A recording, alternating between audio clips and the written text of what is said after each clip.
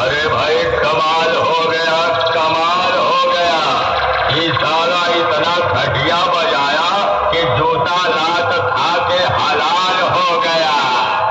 आवा हम हो जूता लात दे सारे कुल बेइज्जती करवाई दी है तू। हम हैं competition king. Sound service present Bankura থেকে দিনু ভাই মিউজিক প্রোডাকশন কোন্ডা থেকে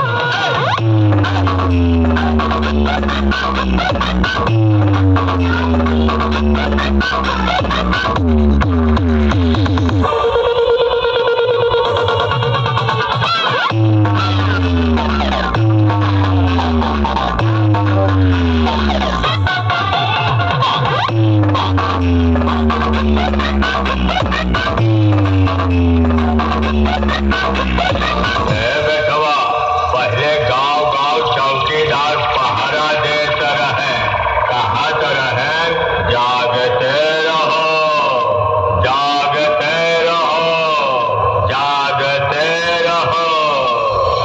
आ गया तुम सबका बाप। साउंड सर्विस प्रेजेंट बांकुड़ा থেকে अब तुम लोग भागते रहो, भागते रहो, भागते बोलेगा दिखाएगा हाथी निकली चीटी। लगता है मावा जी की उम्र हो गई रे बाबा।